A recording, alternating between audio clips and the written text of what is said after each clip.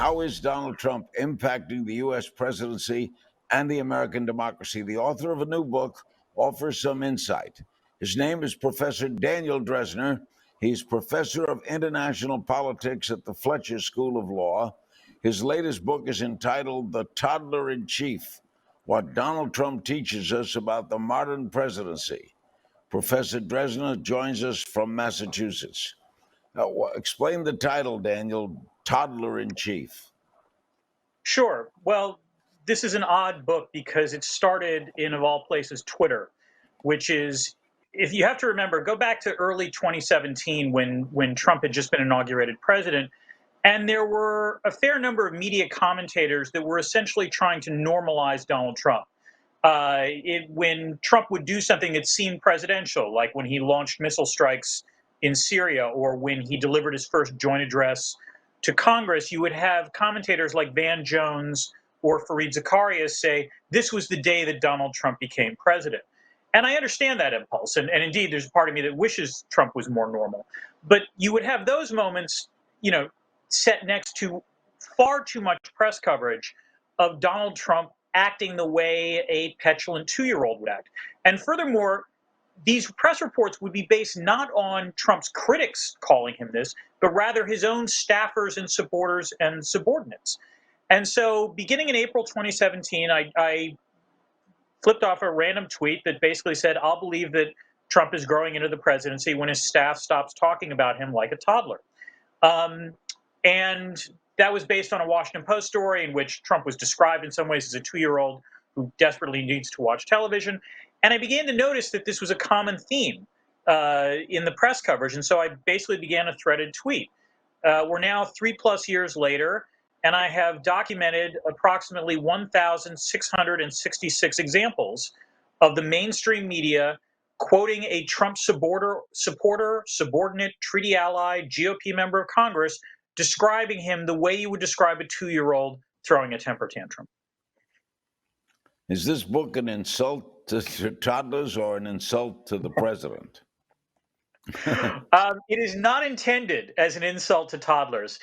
Indeed, one of the things I point out on something like page 3 or 4 of the book is to stress that there is an important difference, of course, between President Trump and toddlers, which is toddlers grow up.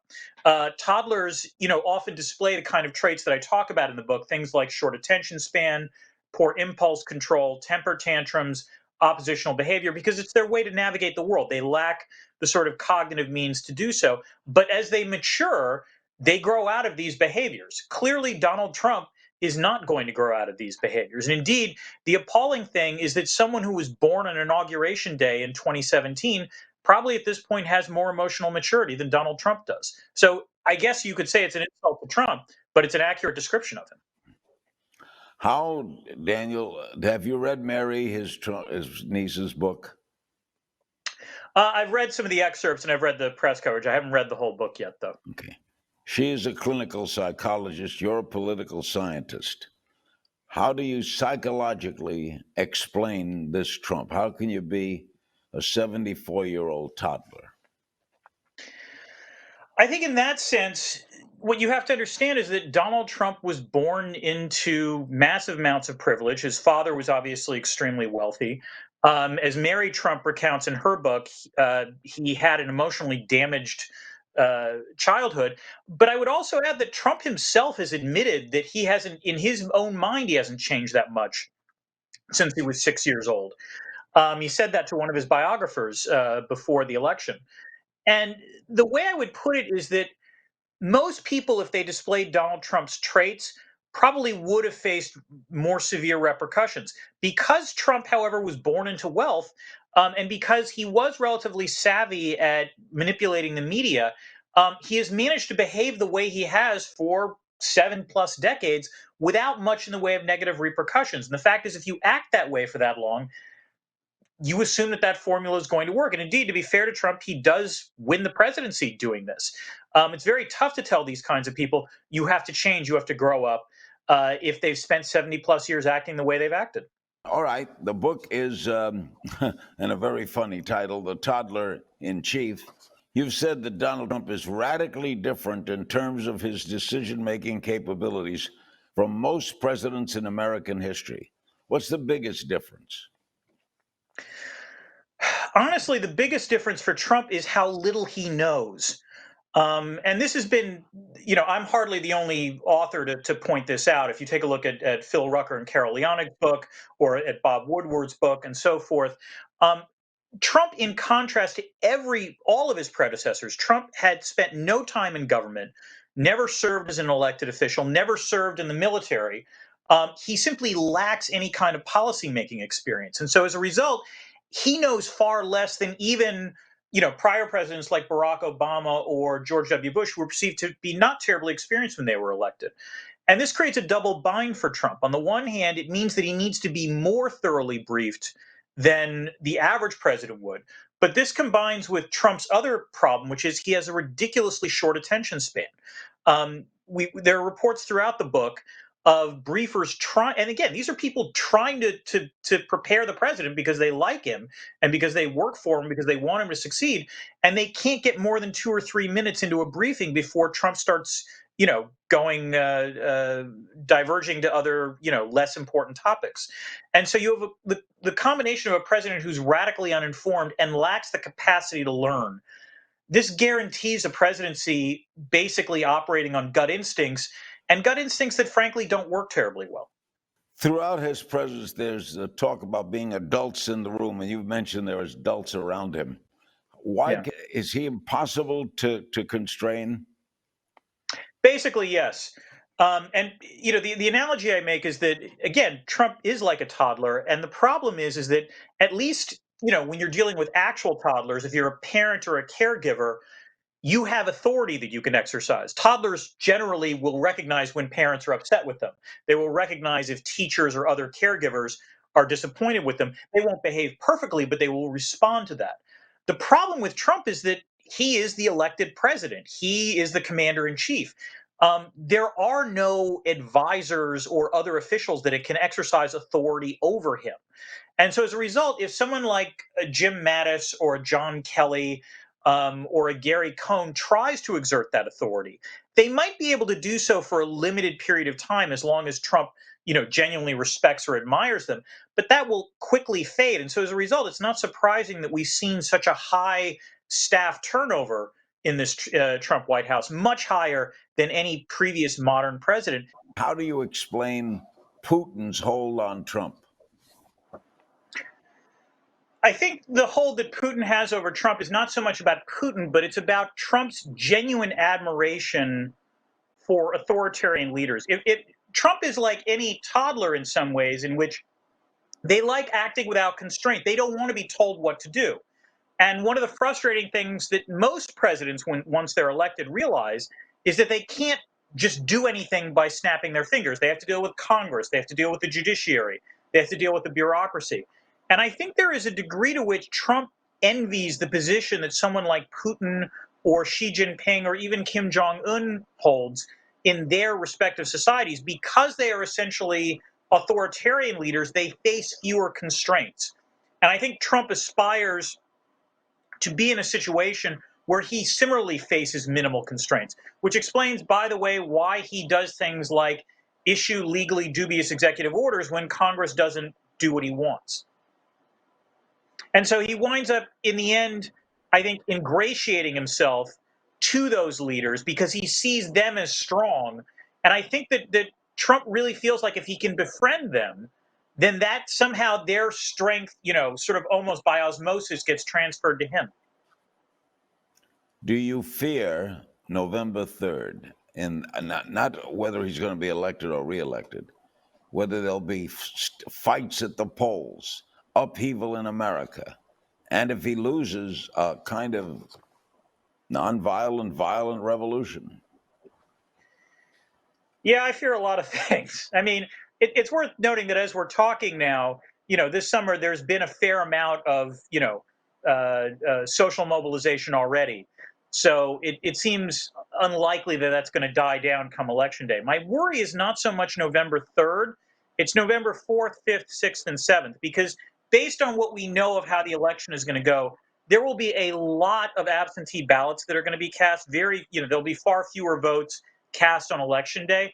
And I think we in the United States are used to the notion that we know who wins an election on election night. But if we've seen anything from the primaries that have occurred, in the first half of this year, then clearly it's in all likelihood we're not going to know the winner conclusively, potentially for at least a week. There is a scenario in which, because Trump has disdained mail-in voting so much, and because the GOP follows his lead so much, you can have a scenario whereby the night of the election, the Republicans have, been far more likely to vote in person. Those results will come in. It will seem like Trump has a temporary lead in a lot of states. But the more we wait and the more absentee ballots and mail-in ballots come in, Democrats will gain an advantage. But it is entirely possible that Trump decides to declare himself the victor on the night of November 3rd or early in the morning on November 4th. And then the interesting question is what happens then? I do get worried about the president essentially crying foul if, let's say, as more votes come in, Arizona goes from tipping toward Trump to going for Biden, or same with Wisconsin, or same for Florida. And so those are areas where I am. We take it for granted that a presidential candidate, when they lose, or a sitting incumbent, if they lose an election, will peacefully give up power. I honestly don't think we can take that for granted with Donald Trump. Now, I'm also not worried that Trump is going to somehow try to impose martial law and just reject the results of the election. I really do think that if Trump loses on January 20th, 2021, Donald Trump will no longer be president. And I'm pretty sure the Secret Service will be happy to escort him out of the White House. I do worry about the transition, though, and the degree of instability we're likely to experience then. How do you explain his base? Never his base stays at the same 38 to 40% no matter what. I think there's two things going on there. The first is that America has become extremely polarized. We're a very polarized country, which means that if you're on Trump's side, it would take a lot for you to acknowledge that Trump is making mistakes. Bear in mind that even, let's say, in the 1932 election, when FDR won, Herbert Hoover got 40% of the vote.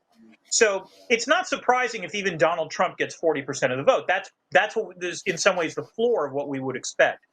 I think there is another element in which Trump appeals to his base, and this connects to the toddler argument that I make, which is I think there's a certain degree to which people admire Trump because, weirdly, he acts impolitely. He acts without constraint. Acting like an adult is hard. We have to dress up. We have to behave politely. We have to be nice to people. We have to, discipline ourselves. And there are a lot of Americans who are very immature, frankly, and they admire and actually like the fact that Trump lashes out, that Trump acts in a selfish manner, and they see themselves in that kind of behavior. And I think that's in some ways the most disturbing element of Trump's rise. It's not so much, the politics are problematic, but it's also that he's essentially incentivizing immature behavior.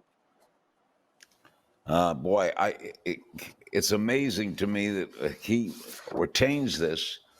It's a bet that someone mentions his name in America every day. All Americans mention the name Trump every day in some fashion. You agree with that? Yeah, and you'd think that would be enough for him, but it's clearly not. I guess for him, we talk about how people on social media sort of, look at getting mentions and likes and so forth as a dopamine hit. If that's the case, then Donald Trump might be the biggest dopamine addict in history, which is he needs to be constantly front and center. And we've seen this, by the way, play out during this campaign, which is that if you're Trump's campaign advisor, if you're Trump's campaign team, you want to make this election about a debate between Donald Trump's vision versus Joe Biden's vision, which means you want Joe Biden to get a lot of press attention.